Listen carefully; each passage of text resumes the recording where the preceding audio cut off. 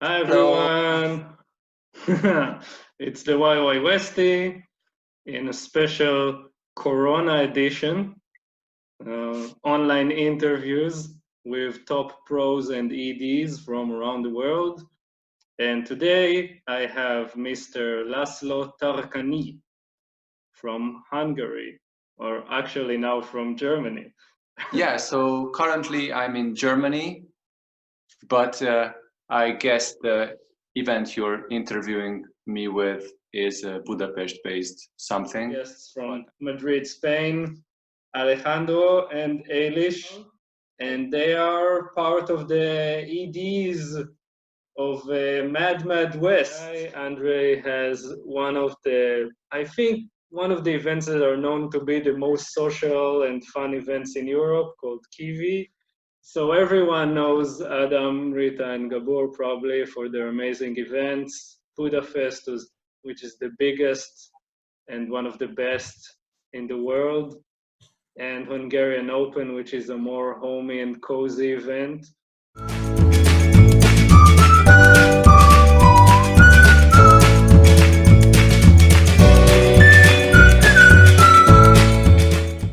It was hard, of course, but it wasn't really our decision because we were waiting for the news and the government decided to close everything. So it was a must.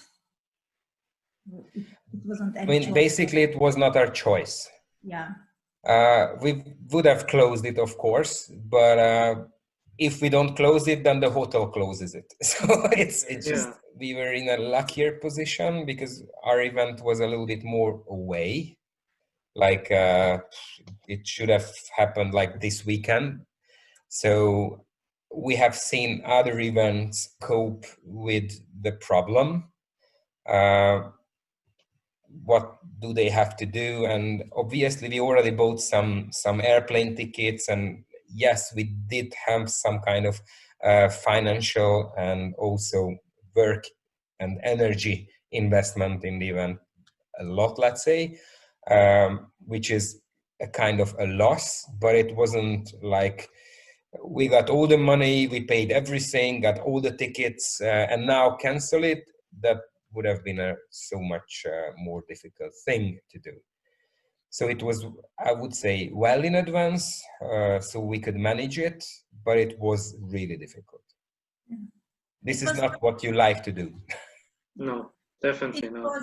It was very disappointed because for years we were looking for a proper place for Hungarian Open, and we felt that this year finally we found it, and we were so happy and enthusiastic, and finally we don't know. So as the event was approaching, personally I had some sleepless nights because it was a big responsibility as an event director to have an event that is not cancelled yet, and the situation about the coronavirus was changing so rapidly in the days before our event that it was like, oh my God, situation is getting bad in surrounding countries, and surrounding countries like Austria,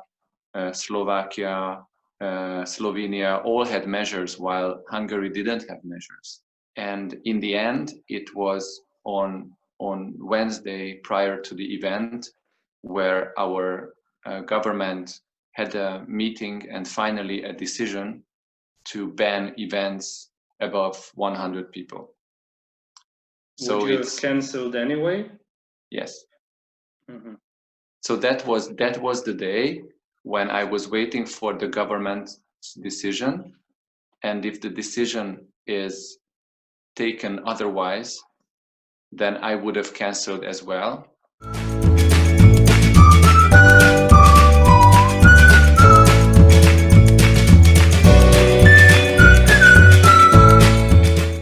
What I had on my mind, and sorry for the harsh words, I don't want anyone to die on my watch. Definitely. Like I would not be able to take the responsibility. And back then the financials were not really clear, like how we will get out of it. But even that, I was willing to, like, okay, even if I lose a lot of money, it's okay. Because if someone gets sick and it gets bad, or someone doesn't get sick because they are young, but they take it home to their parents or grandparents, will it come out? It was Westie Spring thing? No, but I didn't want to present an opportunity for this to happen. We had amazing teachers who doesn't ask for any compensation. I really appreciate for this. I know that this is their job, but they said they totally help us. They said, we don't need money. We will be glad to come back. I hope they will. We had amazing relationship with our event location, our hotel. They agreed to refund us. Oh, wow. And That's our great. it's very good. Our attendees support us with their donation by asking not full refund. We are pretty lazy guys, and we haven't bought tickets for our staff. That's really the first year we haven't done this so long, and it helps us to do not lose the money. We are not worried. Okay. It was just a decision that we give back all the money we got so far. The only thing we asked for a little bit of help with the bank cost.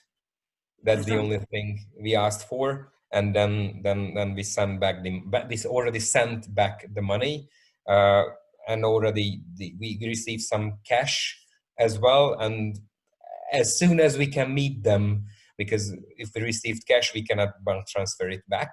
Then as soon as we meet them, we give them the cash as well. In our mind, it was never an option that we keep some part of it or something back, or we offer it to use it next year, because we think that if people applied for this year, they want to come this year, and we don't have the right to. And above that, if you are an organizer, you know that you always take a risk, but this is yours, not your participants. Yeah, this is a bad cost, and that's it.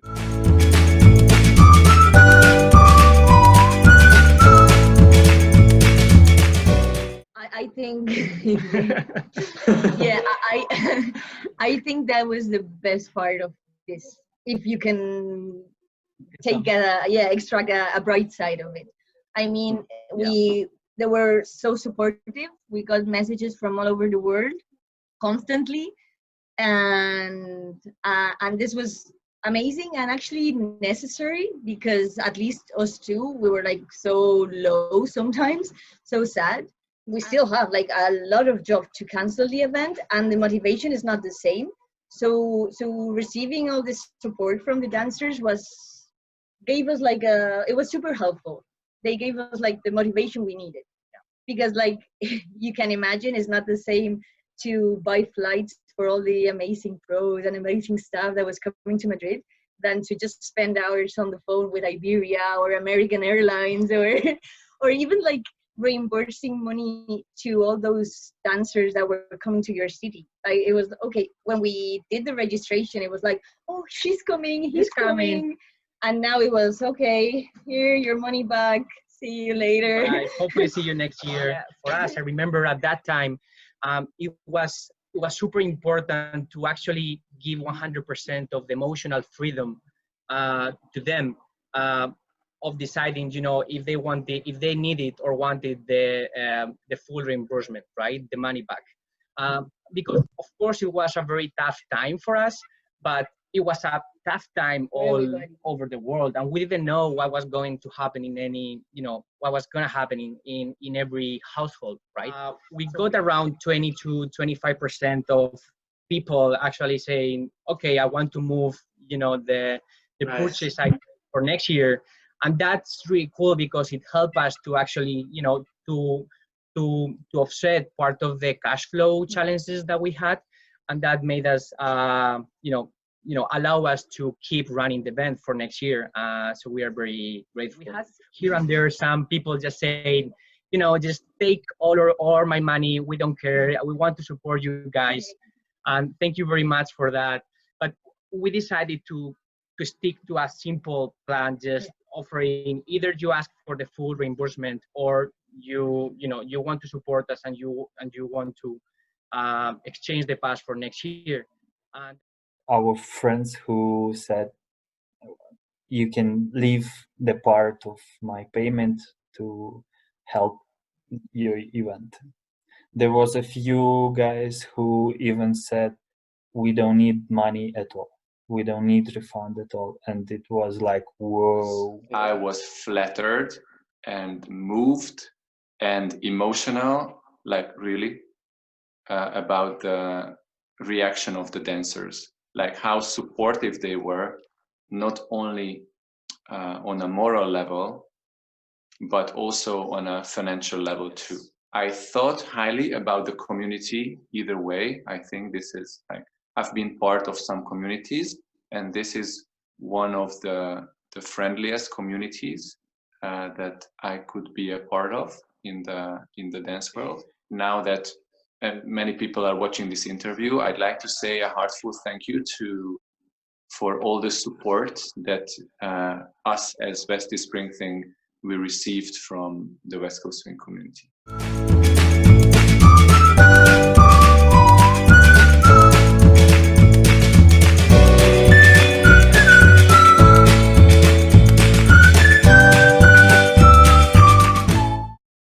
We believe that if governments allow dance events, it's because, or we hope it's because countries are ready.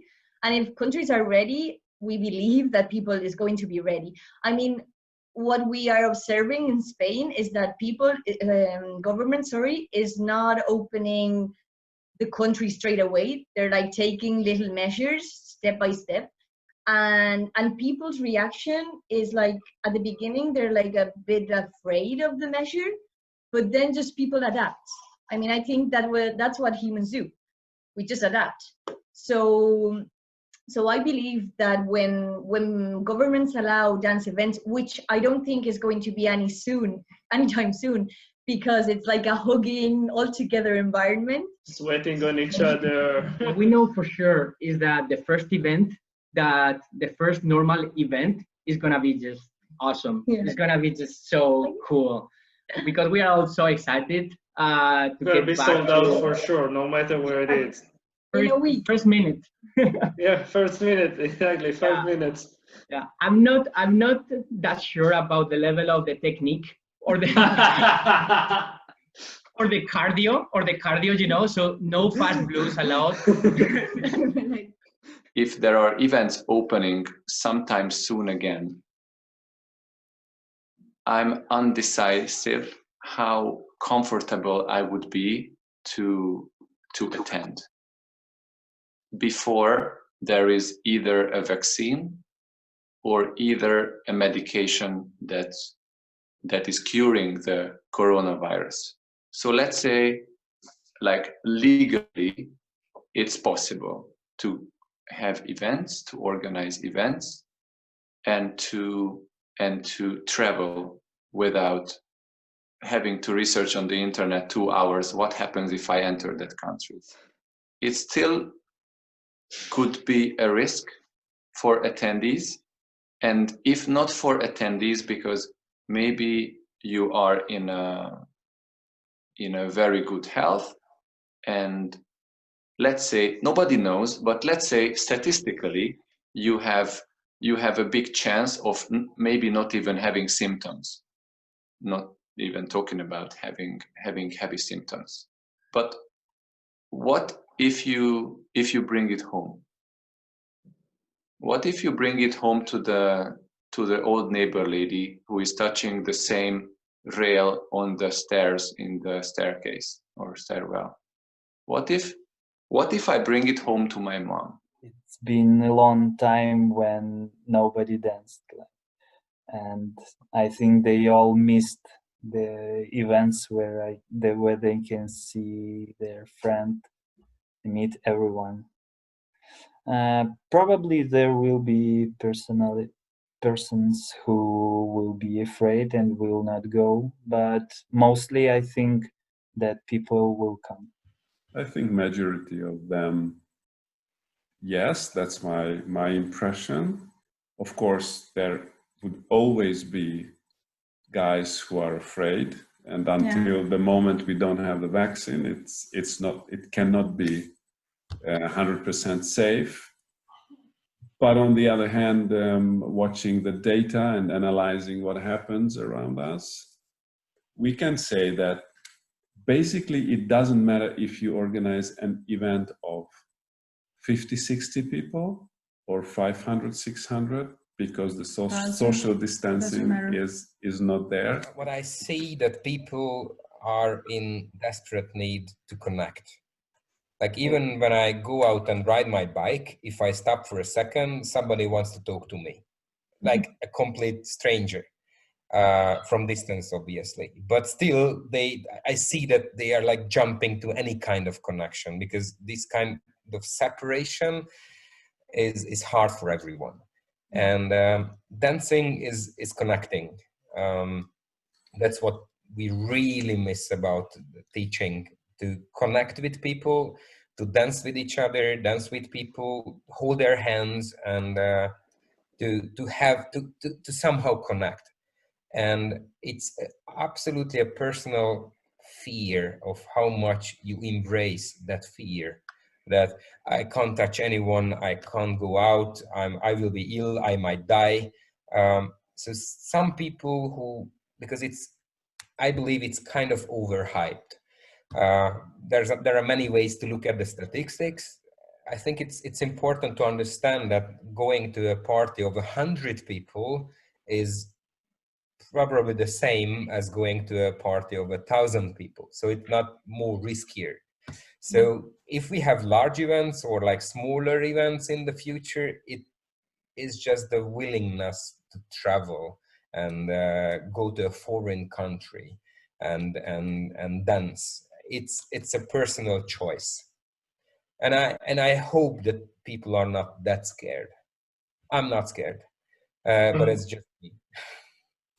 Yeah, and without the vaccine, it's just a choice. It's not a choice. It's just a matter of time when you will have the virus. It's not whether you have it or not.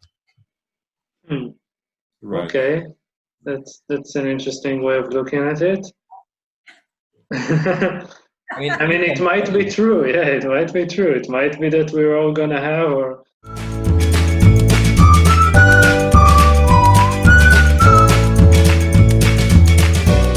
it was supposed to be the first WSDC event ever in not only Madrid but also in Spain. And as I said before, we could really feel the excitement of the whole community here in Spain. It was supposed to be their first international event, and you know that feeling that you always have when you go to this. You know, the very first time you go to an international event, that you are like a puppet dancing with everybody. So that feeling is so cool, and we had that feeling here in the vast majority of the community in Spain. So I think for next year, you know, that's gonna be just bigger. People are gonna get even more excited, and probably being a little bit more concrete. Something that we're currently evaluating this year. We had the sold out like 2 months after we opened the registration. That was a great surprise for us.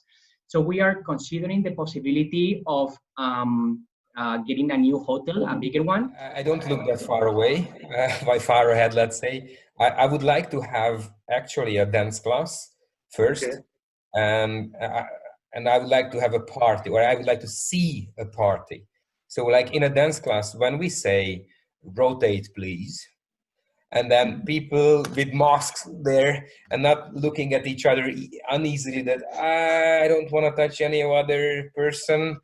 So I like to get over it and see that it works and people are not afraid. And if you are afraid, I mean, dancing should be joyful. And if you are scared and afraid, you kind of lose the fun part. So I'm really mad at the communication and the hysteria and the fear, the level of fear what the media caused in the people. It will have a psychological effect, at least to some people. To me, it's an absolutely realistic scenario that if I go to a party and dance with anyone, and then we hug each other after the dance, I could see myself crying after the relief that, wow, it's back and I'm not afraid and I'm not dead and I can hug someone like a stranger and had a great dance. I really miss that.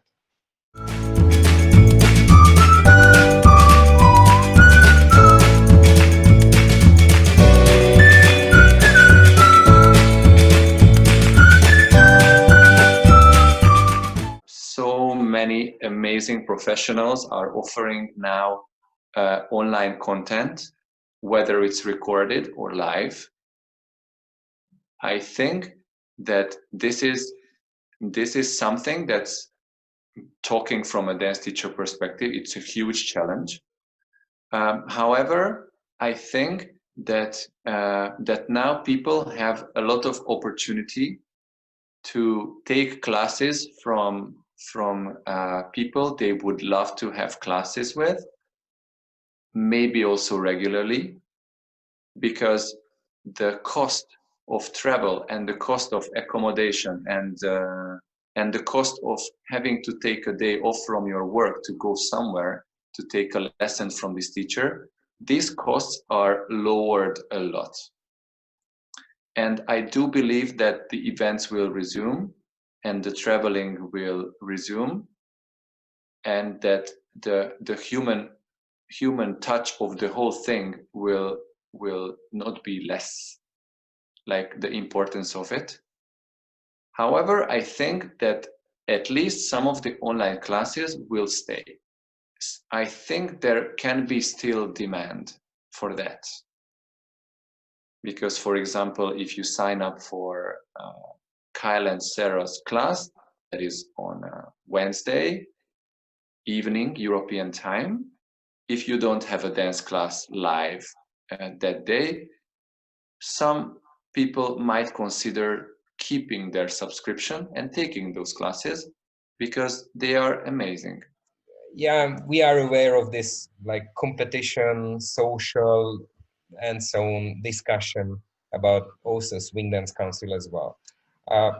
To my experience is that I loved competing because competition gives you a kind of deadline and kind of motivation that by next week I'm gonna be dancing there and I want to be good.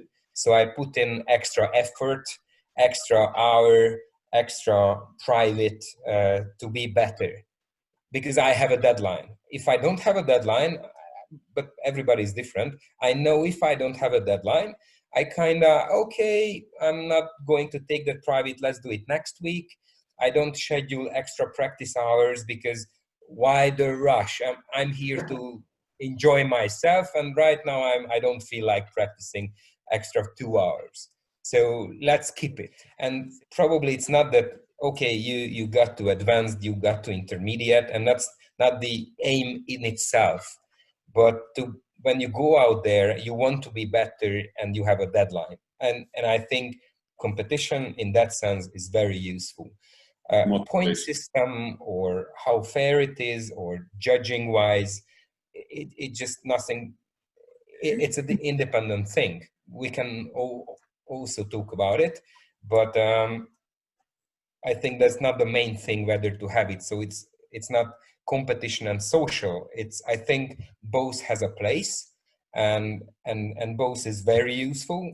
Like, I love social the best, but I see absolute the benefit of having competitions, and it's not just shows itself, because some competitions are the best shows out there. I mean, generally speaking, not only about dancing, it's built in already in our head, it's under our shields. Everything is about performance, is about efficiency, is about results. That's how our complete life is based on. I mean, all the time we are in hurry, we have something to do, we are studying, learning something, practicing, we want to make one step ahead, of course always compared to ourselves, but sometimes compared to someone else as well. We want to win, and we have to perform, and that's, as you also say, it's a built-in part of our mentality. That's how we work. And probably this period can be good also for thinking it through, if this way is a good way how we do it. I mean, if we run in long term this way, or probably it's better to make a little bit of adjustment on the direction where we are going.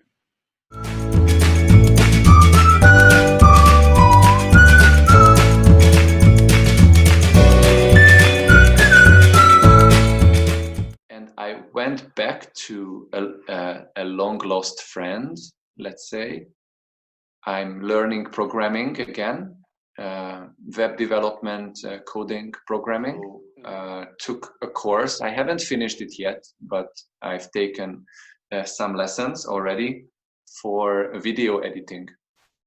Super interesting, takes so much time, but I have to say that the results can be pretty rewarding. So it's nice. I can live out my creativity also there.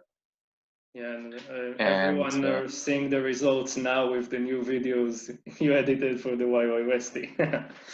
Yeah, I mean, it was a good learning opportunity for me. So thanks a lot, Yuval, for trusting me with your baby. I ride my bicycle every day, and it's great fun, but without it I wouldn't be able to survive.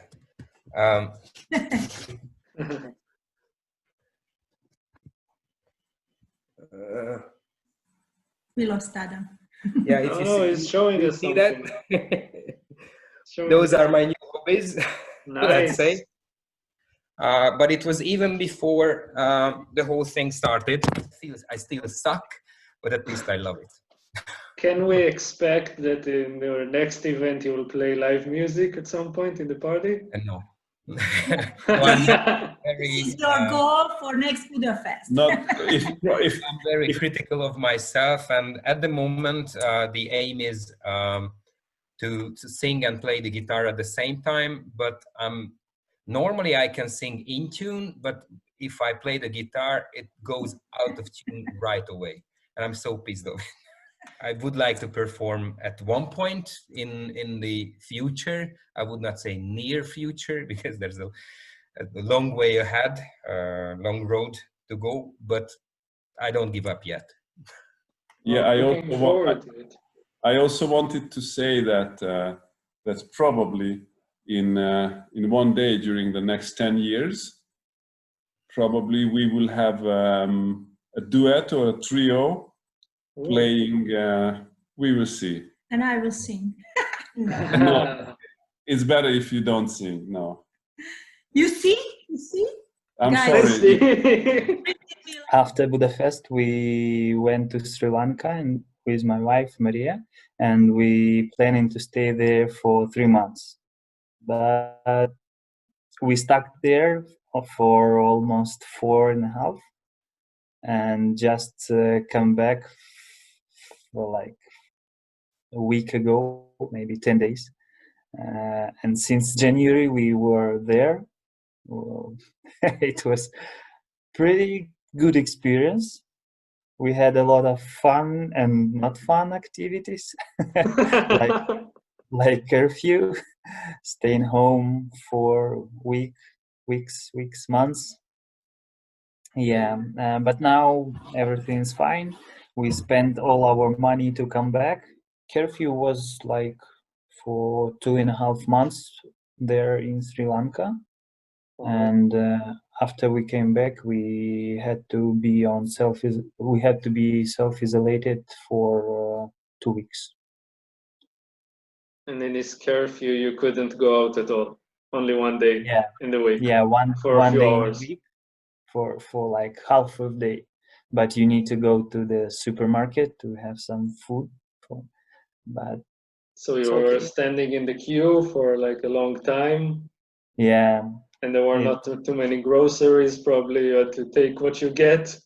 Mm-hmm. Yeah, it's only one supermarket in our city, and it was very big line to enter. But I woke up early morning, and that's why we were able to go to the beach after the supermarket.